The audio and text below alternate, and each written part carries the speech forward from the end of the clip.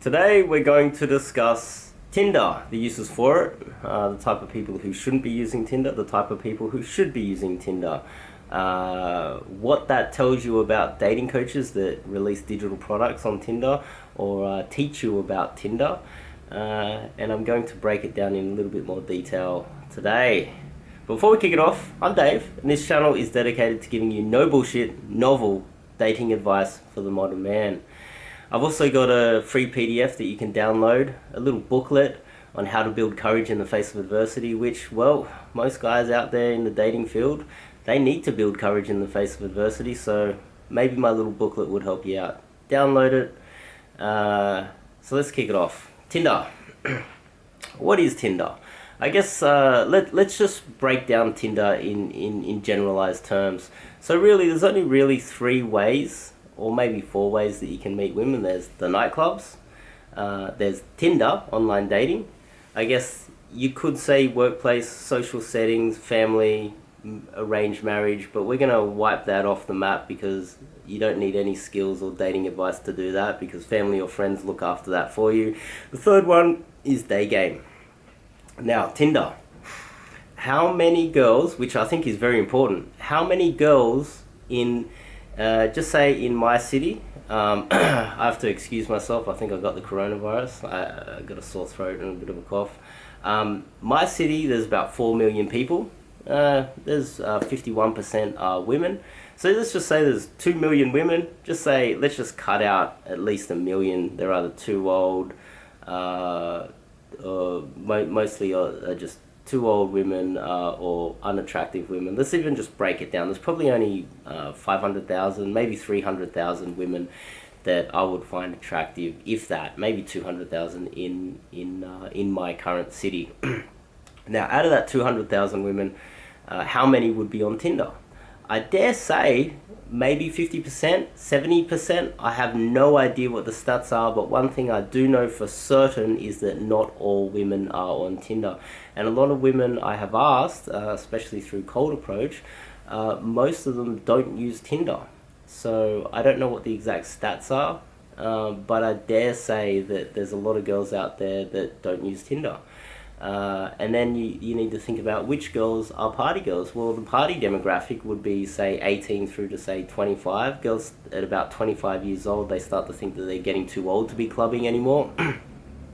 So you've got a demographic of girls that quit clubbing. A lot of them at 21 quit clubbing in my region of the world. So you could probably cut out the nightclub girls. You got the Tinder girls, and girls that either go only Tinder, only online dating, and girls that only do nightclubs, and then the third group of girls that do both. And if you were to wipe all of those out, how many girls are left? Well, I dare say it, there's a huge chunk of women that are left that don't do either of those things. And they're the ones that you only have access through workplace, social circle, arranged marriage, or whatever, depending on what country you're in, or day game. Okay, and we're going to get to that later on. But I think you need to be aware that not every single woman in the world is on Tinder. Very important that you understand that. So Tinder. What's a woman's behavior like? Well, I created a fake profile like 5 years ago. And I got into the statistics on Tinder. I wanted to figure out what it feels like to be a pretty girl on Tinder. So I created a profile, girl in a bikini, and within 24 hours, every single guy that I swiped right on had already swiped right on me. It was ridiculous, and I just ran the experiment and just swiped right. And literally I had like 1,000, and within 48 hours, this account was banned because obviously a lot of bitter men reported the app, my profile.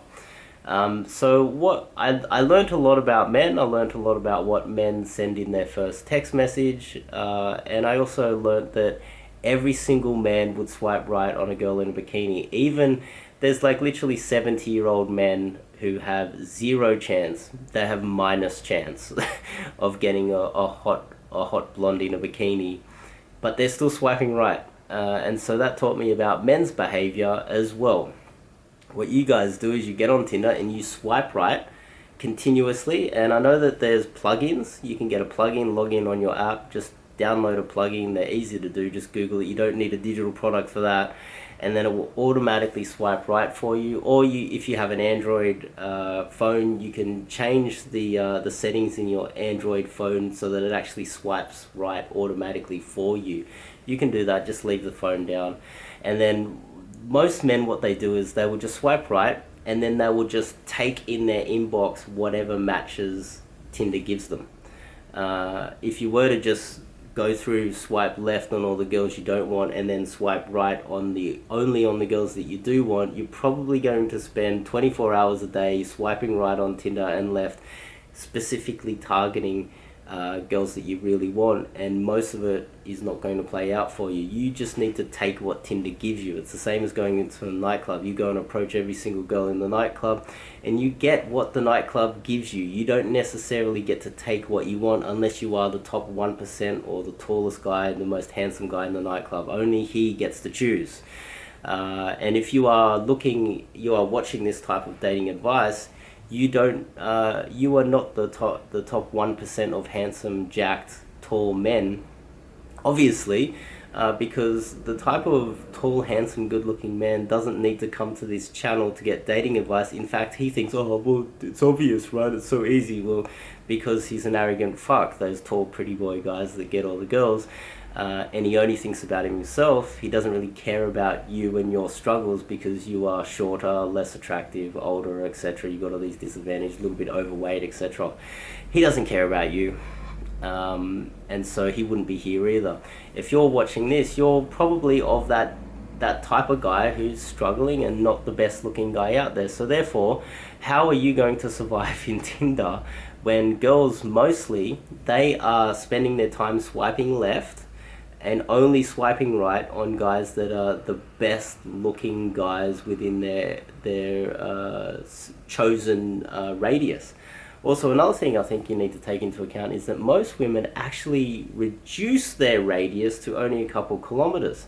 They are less likely to choose guys outside of their radius because they don't want to travel to find a boyfriend, which means that their sample size of the top 1% handsome guys is reduced, so therefore their standards need to go even higher because there's less men within their radius, which means that it makes it even tougher for you in your specific location, no matter where you are in the world. You need to take this into account. I've heard of guys talking about putting up profiles of a super handsome guy, and as soon as you get all the matches, switching it over, effectively catfishing. He calls it something else, but he should be calling it how to catfish.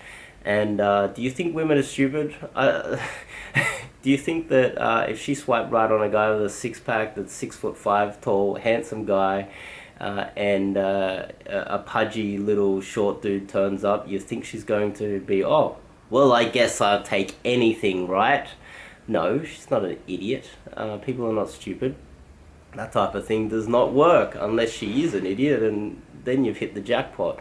But that's generally what you're up against. If you are not of the top handsome 1%, you should not be using Tinder.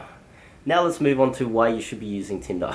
The only times you should be using Tinder is if you are going overseas. So just say there's a city over, just say you're heading overseas for a holiday, you're going business, whatever purpose. Even if you're just a sex tourist, you like the demographic and the type of women in a certain region, so that you've decided in your holiday break to go over to a certain area, fair enough. What you can do on Tinder is you can change your location and pipeline a lot of numbers. This is definitely recommended because once you arrive in that new location, you're going to have to do some cold approach, and if you can't really start your cold approach game over here before you even arrive, so your only choice really is to get on Tinder, change your location and pipeline a few numbers. If you can get 30 numbers before you arrive in this location, fair enough. You might get a few dates in the first couple of days. and then spend the rest of your time cold approaching, hitting clubs, and then try to get some local girls through cold approach, which are, in my opinion, the higher quality girls. Girls that go to nightclubs are usually hot, and you can get lucky in the nightclubs, but they're not necessarily the ones that are going to give you a good conversation. Although there's a lot of good girls in there as well. I can't say that. Tinder is usually girls that also have some sort of a social anxiety as well, because if you think about it from their point of view, they're not exactly the most social creatures if they're swiping right on Tinder. And you don't really need to be very social to swipe right on Tinder. You can be literally have the most anxiety-ridden girl in society and have no friends and literally just like a crazy woman. If you're kind of hot, you can swipe right on Tinder and turn up at some guy who's in the top 1% and stay at his place tonight if you choose. And it's literally that easy, and he would be down for it. So when you think about it that way, you need to understand what you're up against when it comes to Tinder. Now, the third thing is dating coaches that give advice. They're teaching you how to swipe right on Tinder. I think you can figure it out yourself. You can swipe right on Tinder, you can get a plug-in. I'm sure you can figure out anything to do with Tinder yourself. It's really easy. It's not that complicated. A dating coach, in my opinion, their job is to teach you how to cold approach. Social circle, they can teach you a little bit about dating and relationships. But if you have a good dating coach will cater the specific dating advice to you specifically, and that's it needs to be catered to you, and that's one of the most effective ways to do it. You see, if depending on who you are, that will define what would be the best way for you to attack this dating problem that you have. And generalized dating advice doesn't work for everybody, which I think should be quite obvious. I think a lot of this stuff should be quite obvious, but if someone is teaching you Tinder and you go through their advice and they are mentioning Tinder a little bit too much, they're probably the last person you want to get dating advice from. That's a warning sign. Avoid them. But yeah, if you like this video, if you like my advice, make sure you click the subscribe button, click the bell icon. I've got that free PDF that you can download, How to Build Courage in the Face of Adversity. And also I've got a Telegram group. And finally, if you want one-on-one coaching with me, there's a form that you can fill out. It's in the description. It's a two-step process. Not everyone gets accepted, but it's a two-step process. And you and me can kick off some dating advice for you to kickstart your 2020. Well, I'll see you guys in the next video.